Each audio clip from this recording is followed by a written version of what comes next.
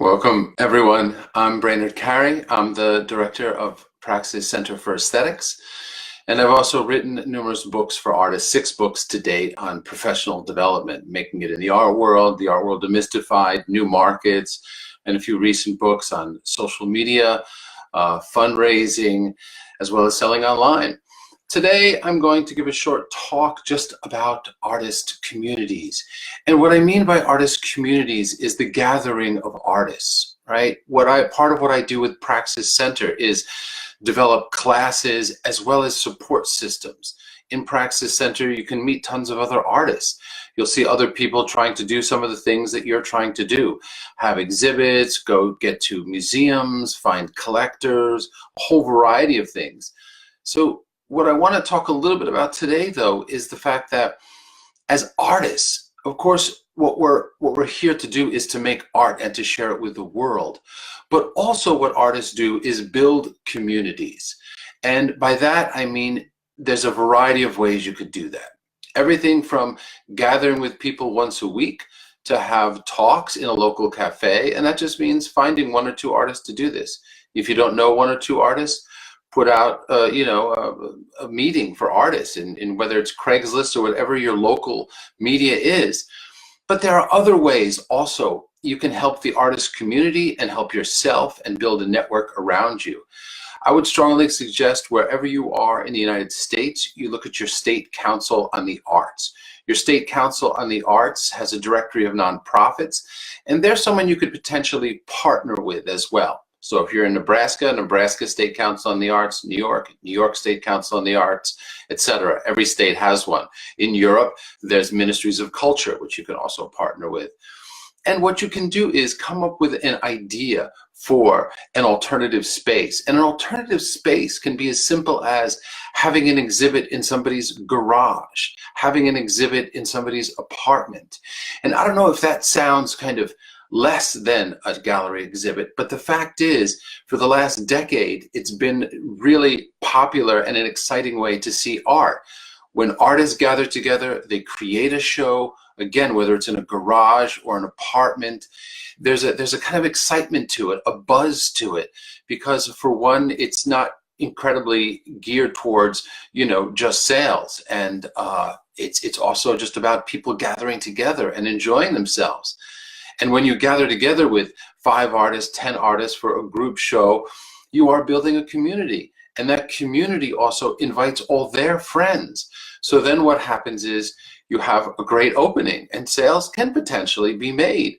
But even more than sales, you're building a community where sales and support can potentially take place. And you're doing it on your own. You're taking that power into your own hands. Now, there are many other ways you could also create alternative spaces as artists. And I'm not talking about a cooperative. You could certainly do that, but I'm not talking about that. That's very involved in, membership, rent, a year at a time. I'm talking about one show at a time. Another way of creating an alternative venue for artists is to work with a venue that already exists, a corporate lobby, a business space, even a cafe, if you can really take it over, but I don't mean just hanging your art. I mean working with another group of artists, bringing artists together. Now, there's other things that could happen. You could also create exchanges. Mail art is something that's still alive. And I just recently saw an artist, Eva Avenue, kind of pushing mail art. That's about using regular mail and exchanging mail with other places. If you look it up, you'll see there are places you can exhibit as just a mail artist. You actually send in physical letters that it doesn't have art in it. The letter itself is the art. The drawings that you may put in or Xeroxes in the envelopes are art. You could start one of these yourself, what's called a mail art exhibit. Again, this is like correspondence art, snail mail, where people send in decorated envelopes and everything gets exhibited. Unjuried show, something artists have been doing for a while.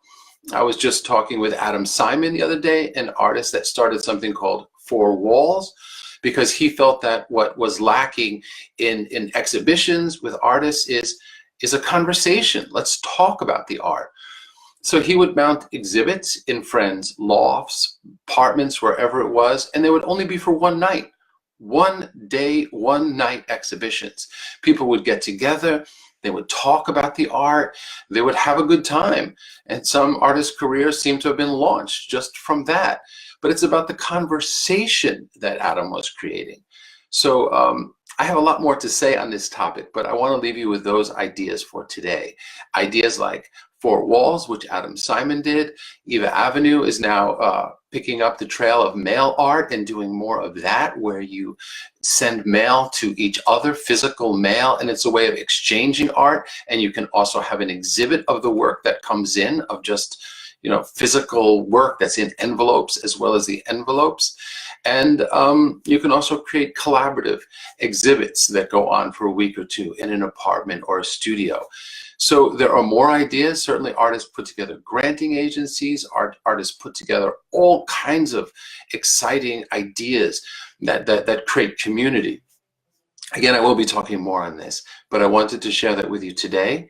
And I also want to say thank you for being an artist. I think artists change the world. I'm always excited to be working with artists and writing books for artists.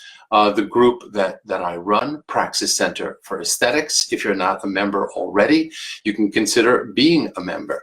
It has a monthly membership fee. You can see it in the links below here, but that group allows people to not only interact and meet one another, and other artist communities have been born out of that group that people have made, but also there are classes. I edit writing in there. There are editors in there who are experts in their field, and they'll edit your artist statement, your bios. I look at residency applications, and we talk about how to get international recognition, how to get press attention. There's a course in basically everything that's part of an artist's career in that center. But in any case, I hope you do become a member, and if not, please consider creating an artist community for yourself, and look to your state council on the arts. Look them up, see what they're doing. They would like to partner with things like this. If you have an exciting idea, they are there to serve the artist community. Councils on the arts aren't about sales, they're about serving the artist community. So thank you, and look forward to hearing your responses.